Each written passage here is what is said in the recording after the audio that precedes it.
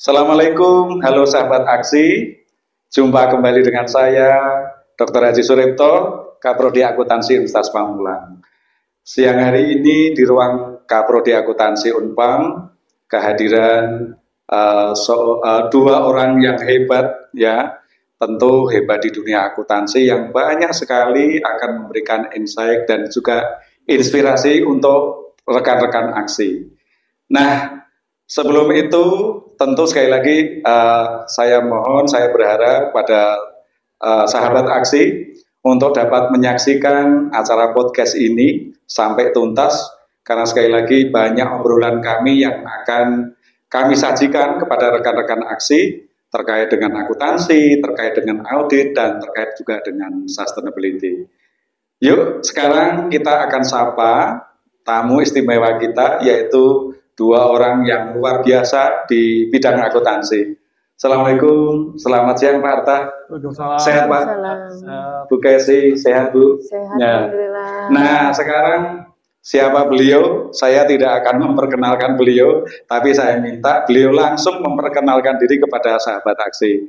Monggo silahkan Pak Arta untuk memperkenalkan kepada sahabat-sahabat aksi. Di antaranya ini Pak, ada mahasiswa Unpam yang masih aktif, tentunya di Prodi Akuntansi, dan juga mungkin ada ratusan ribu alumni Prodi Akuntansi Unpam yang sudah berkarya di luar sana, Pak. Silakan Pak, monggo Pak. Terima kasih Pak Haji Suripto nih untuk waktunya. Ini suatu kehormatan besar bagi kami diundang di podcast Pak Ripto dan diundang di dalam keluarga besar Unpam. Saya Wikanto Artadi, saya partner audit di KAP Jojo Sunarjo dan Rekan, member dari Excellency Internasional. Salam dari partner-partner kami untuk para sahabat sekalian. Oke, jadi beliau Pak Wikanto Artadi, gelarnya sebenarnya panjang ya Pak ya, izin saya tidak apa. Tapi lebih panjang Pak Ripto kayaknya. Iya, beliau gelarnya panjang, ya saya tidak sebutkan, tapi yang jelas beliau seorang praktisi yang hebat, yang sudah malang melintang di dunia akuntansi, khususnya di auditnya. Dan beliau juga salah satu partner di KPJSR. Setahu saya KPJSR itu termasuk Big Ten ya Pak ya? Ya, alhamdulillah sudah diakui sebagai 21 KP yang menjadi rekanan Bank BUMN Pak. Oh, BUMN luar biasa. Itu ya, dari sekian ratus KP di Indonesia hanya 21 Pak yang bisa boleh mengaudit BUMN. Siap, luar biasa. Berarti tentu KP-nya bukan kaleng-kaleng, ya KP-nya besar sekali ya. Selanjutnya, monggo Bu Kesi silakan memperkenalkan diri kepada sahabat aksi, silakan. Assalamualaikum, terima kasih Pak Ripto. Ini suatu kebanggaan bagi kami untuk hadir di acara podcastnya. Kenalkan, nama saya Cassandra, saya juga merupakan salah satu partner di KAP Jojo Sunarjo dan Rekan yang menemani bersama dengan Pak Wikanto juga dengan 21 partner lainnya. Kami berkantor di Lavenue di Pancoran. Kami alhamdulillah diundang oleh Pak Ripto ke sini untuk menghadiri bertamu ke Unpam. Terima kasih Pak. Terima kasih Bu. Ya, beliau namanya Bu Cassandra, tapi gelarnya juga panjang. Apalagi beliau lulusan dari UI ya. Siapa yang nggak kenal UI ya. Dan beliau sekaligus juga menjadi partner di KPJSR. Nah, yang mohon maaf ya Bapak Ibu ya, tadi sebenarnya saya tidak tahu bahwa beliau itu ternyata selain partner juga beliau ini suami istri ya. Ternyata suami istri suami istri yang luar biasa ya, hebat di bidang akuntansi, hebat di bidang audit, dan juga praktisi yang mumpuni luar biasa. Nah, mungkin ini izin saya pertanyaan ke Bu Kesi ya.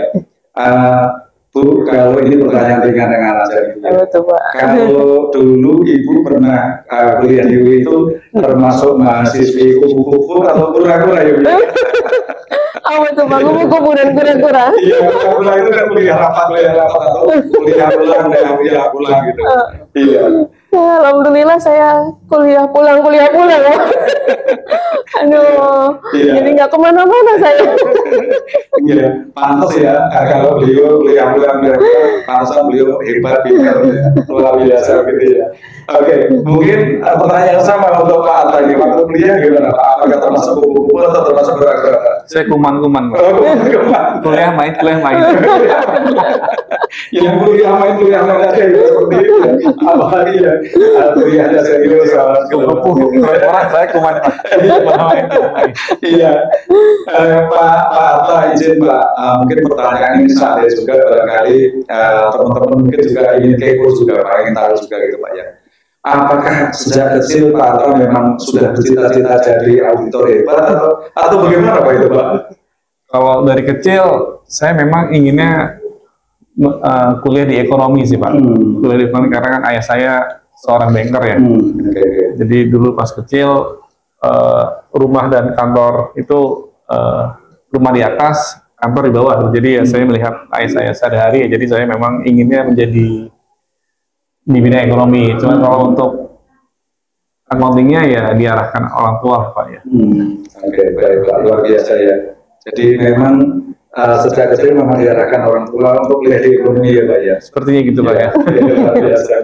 Bu Gasi ini izin pertanyaan saya mungkin ini ringan saja juga terkait di kantor. Tentu yang namanya auditor kan tiap hari berputar pada angka ya Bu ya. Iya Pak. Berputar pada angka laporan keuangan dan lain sebagainya.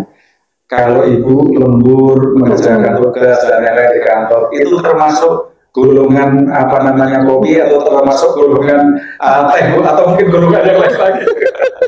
Kalau sekarang golongannya golongan maca kayaknya Pak. Tapi teman-teman banyak kan ngopi sih Pak. Kita ngopi. Kebetulan di bawah juga ada coffee shop kita.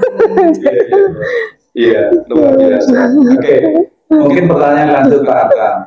Tentu untuk menjadi Pak Atta yang seperti sekarang itu kan bukan jalan pintas atau mungkin tiba-tiba menjadi sekarang ya Pak ya.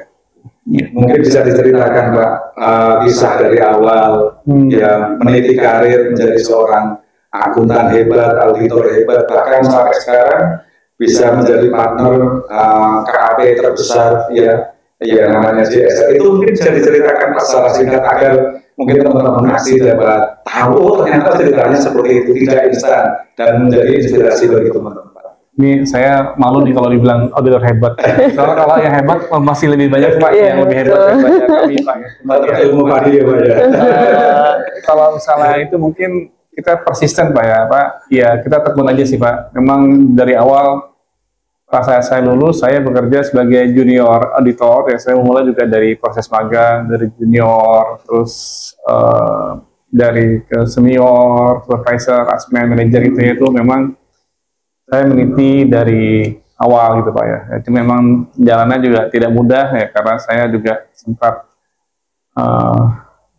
dua kali pindah ke KP gitu Pak ya. Ya istilah saya dari KP lalu saya sempat bertekad harus masuk Big Four nih gitu kan. Alhamdulillah saya juga dipercaya Allah untuk masuk ke Big Four. Setelah itu setelah Big Four saya berkarir lagi di KP. Lalu karena sudah kunjung kelamaan, kayaknya harus CPA gitu Pak. Nah jadi akhirnya kita belajar CPA, belajar proses untuk mencapai CPA kan ada belajar Pak ya gitu. Jadi sudah ya kalau terlanjur ya sudah kita tekunin saja Pak. Dan memang ya prosesnya lebih dari 12 tahun, 15 tahun Pak ya. Tapi ya kita nikmatnya ya proses Pak. Oke. Mungkin kan teman-teman kadang-kadang melihat ya Pak ya. Melihatnya sekarang ya. Jadi kayak seperti yang disampaikan oleh Pak tadi, untuk bisa menjadi sekarang sampai saat ini, tentu proses perjalanan juga panjang. Kalau ibaratnya jalan Pak ya ada nanjak, ada yang nurun, ada yang belok kanan dan sebagainya. Seperti itu ya golongan ya. Ada golongan ya. Oke, ini pertanyaan yang menarik berikutnya Bu. tentu ketika kita hidup mungkin Bu Kesi juga hebat seperti sekarang ini karirnya, profesi yang hebat seperti ini, ya tentu ada sebuah keputusan yang hebat yang Ibu buat waktu itu ya. Mungkin kira-kira keputusan apa sih Bu yang menyebabkan salah satu berkontribusi besar terhadap kesuksesan Bu Kesi sampai saat ini? Mungkin teman-teman juga kepo juga gitu. Apa ya? Waktu itu saya dipaksa untuk jadi waktu itu saya dipaksa untuk melanjutkan ambil CPA oleh Pak Wikan oleh pasangan hidup saya ini pada tahun berapa ya Pak waktu itu? Itu keputusan yang besar, komitmen sekaligus keputusan yang berpengaruh besar di dalam hidup saya karena sejak saat itu ternyata berpengaruh besar juga untuk kemajuan kantor kita. Alhamdulillah itu menjadi suatu momentum juga untuk oh ya udah kita sama-sama bareng-bareng untuk lanjutkan udah ya seperti yang tadi Pak Wikanto bilang ya udah sudah terlanjur berkarir di sini ya udah kita majukan kantor aja deh sekalian bareng-bareng kita majukan semua teman-teman juga kita majuin semua aja. Nih sahabat aksi, jadi ternyata Bu Kesi rahasianya satu keputusan besar yang diambil beliau adalah beliau meneruskan studinya untuk ambil CPA ya Bu ya. Iya betul Pak. Bu, pertanyaannya lagi Bu, apakah kalau orang kan menganggap oh CPA itu susah, CPA itu ruwet apa segala macam, gimana Bu? Kok bisa sampai bisa lulus apa segala macam? Tentu pasti Ibu orang hebat banget lah kalau bisa lulus. Bisa aja. Enggak, ternyata tidak Pak. Enggak sesusah itu. Mungkin karena di awal kita berpikirnya di awal, oh ini kayaknya susah nih, kayaknya ribet nih. Ternyata begitu kita menjalaninya, oh ya satu selesai. Ternyata oh terlewati ya, oh selesai ya, oh akhirnya satu lewat, oh bisa lulus. Ternyata nggak sesulit yang kita pikirkan gitu. Izin Pak barangkali bisa memberikan motivasi, inspirasi kepada teman-teman kasih, baik teman-teman mahasiswa khususnya prodi akuntansi yang saat ini sedang menempuh kuliah di prodi akuntansi Unpad maupun mungkin teman-teman yang sudah lulus itu untuk bisa menjadi hebat dan sukses ini kira-kira resepnya apa sih Pak? Resepnya ya itu Pak ya kita tekun aja Pak, persisten lah ya, kita tekun aja menjalani apa yang kita sudah lalui gitu Pak ya, yang sudah kita dapatkan ya kita tekun, lalu ya mencintai apa yang kita kerjakan, lalu tetap harus belajar ya. Saya mencontoh juga Pak Ripto tetap belajar sampai S3 gitu Pak ya. Ini saya sampai harus terpacu lagi nih, tetap kuliah lagi gitu ya. Jadi jangan berhenti untuk belajar. Kita tetap harus belajar, ambil ilmu baru, lalu dan jalankan dengan ikhlas dulu Pak ya. Karena kadang-kadang hidup ini kan tidak sesuai apa yang kita inginkan Pak. Nah, jadi kita perlu keikhlasan hati. Insya Allah hasilnya bagus lah kalau. Ya itu tips tadi dari Pak Arta ya teman-teman ya. Jadi kalau kalian ingin sukses, perhatikan apa yang disampaikan beliau tadi. Pak Arta tadi pertanyaan lagi Pak. Ini mungkin terkait perkembangan teknologi saat ini ya Pak ya. Saat ini kan orang menyebutnya namanya era VUCA, volatility, uncertainty, kemudian complexity, and ambiguity. Jadi era saat ini itu bisa dibilang volatility. Volatility itu perubahan yang besar, yang cepat, misalnya perkembangan teknologi, kemudian digitalisasi dan lain sebagainya, Pak. Nah, pertanyaan saya, Pak, Bapak kan bergelut di bidang audit, di KAP dan lain-lain, Pak ya. Tentu dengan perkembangan teknologi dan lain sebagainya, menurut Bapak bagaimana Pak? Apakah profesi auditor itu nanti Pak ke depan, apakah bisa diganti mungkin AI, bisa juga diganti dengan robot atau bagaimana Pak? Monggo Pak, pandangannya Pak. Kalau menurut saya kalau auditor tidak akan bisa diganti oleh AI atau robot Pak. Karena pemeriksaan itu kan as human being gitu kan Pak. Terus untuk tanda-tangan opini kan juga human yang datangkan robot. Tapi ntar mungkin robot atau AI atau sistem itu dipakai untuk membantu audit kita. Jadi misalnya nanti contoh kita misalnya sekarang bank itu kan transaksinya miliaran Pak. Itu kan harus memeriksa pakai tools audit atau tools IT yang kita pakai kan. Nah hasil dari tools itu yang kita untuk mendukung opini audit kita. Jadi menurut saya accounting itu juga tidak akan terganti oleh robot atau AI. Bahkan ya mungkin kalau untuk jurnal-jurnal secara clerical mungkin bisa diganti dengan robot. Tapi analisa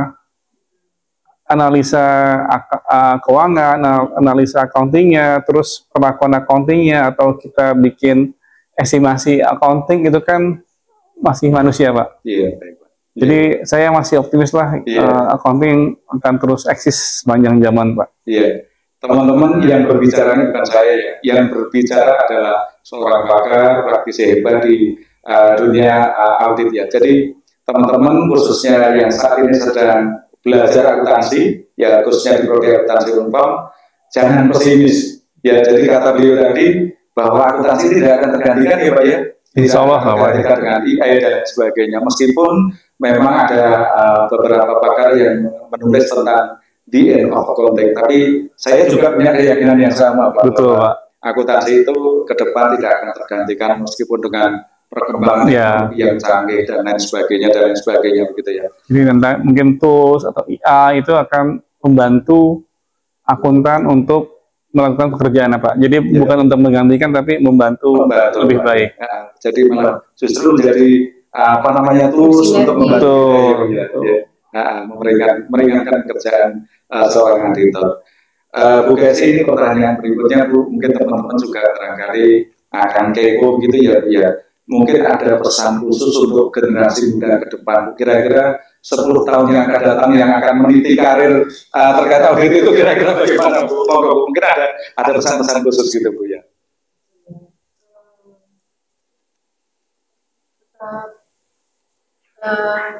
Kita harus berusaha belajar dengan positif thinking bahwa accounting itu tidak sulit sebenarnya.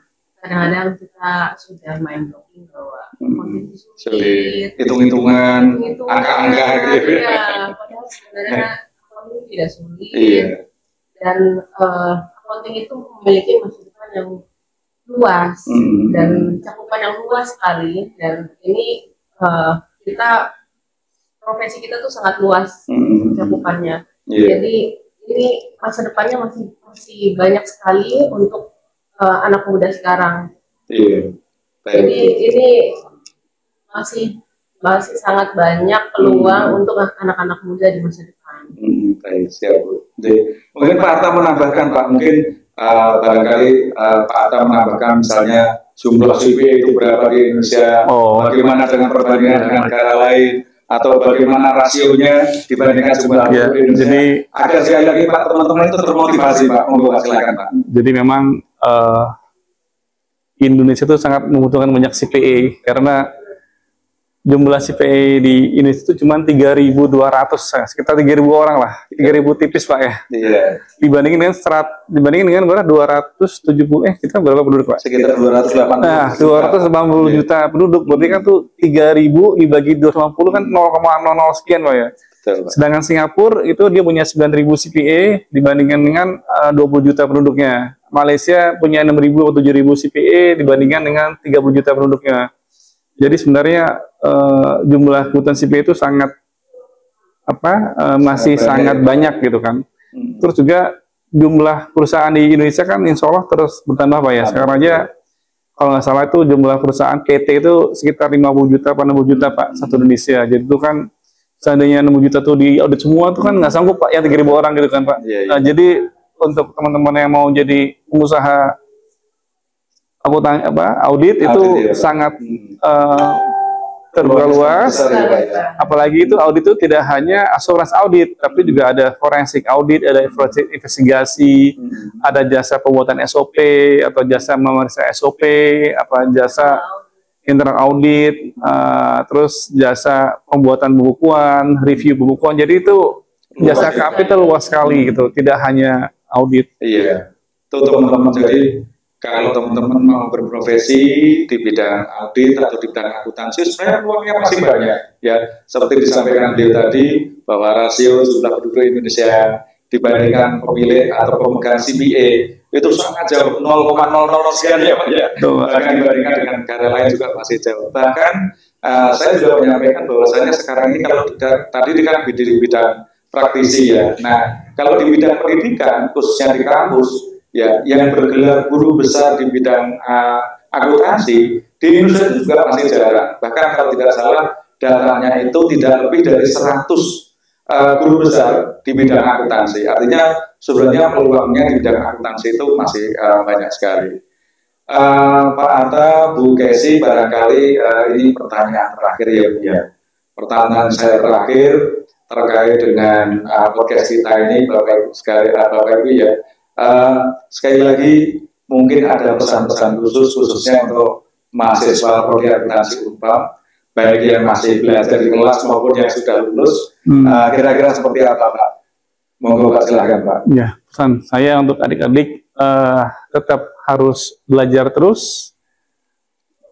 Misalnya teman-teman udah lulus S1, ya silahkan mau tentukan misalnya mau menjadi praktisi, ya sertifikasi harus diikutin terus, belajar terus. Kalau mau ke akademisi, ya lanjutkan kuliah kalian, lalu jalankan dengan tekun. Orang yang sukses itu bukan karena bakat Pak, tapi karena ketekunan.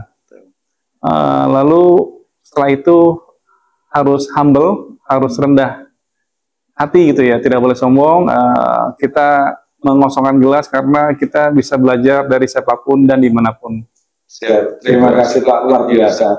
Quote-nya yang saya ingat satu, ya. Jadi untuk bisa berhasil itu bukan karena bakat, tapi karena ketekunan gitu ya Pak. Betul, Pak. Itu luar biasa. Ya, monggo Bu Kesi, barangkali ada hal yang mau disampaikan Pak Abu sebelum kita akhiri podcast kita ini Bu. Dari saya mungkin hanya menambahkan saja untuk mungkin selain ketekunan kita juga harus lebih rendah hati, banyak belajar dari mungkin dari teman, dari dosen, dari banyak komunikasi, buka relasi dengan teman-teman, banyak membuka peluang untuk kita untuk sukses. Baik. Terima kasih Bu Kesi, Pak Anta. Ya, ini podcastnya sebenarnya pengennya masih panjang, ya, tapi karena waktu dan lain-lain sehingga kita harus akhiri. Tapi yang jelas apa yang disampaikan beliau berdua tadi tentu banyak sekali insight yang menarik, inspirasi yang luar biasa yang teman-teman dan kita semuanya ya harus kita laksanakan dalam kehidupan sehari-hari. Saya kira itu yang dapat saya sampaikan. Ya, sekali lagi terima kasih Pak Anta, terima kasih Bu Kesi ya atas podcastnya pada siang hari ini. Sekali lagi mudah-mudahan apa yang disampaikan oleh beliau berdua memberikan manfaat untuk kita semuanya. Terima kasih sahabat taksi. Assalamualaikum warahmatullahi wabarakatuh. Salam.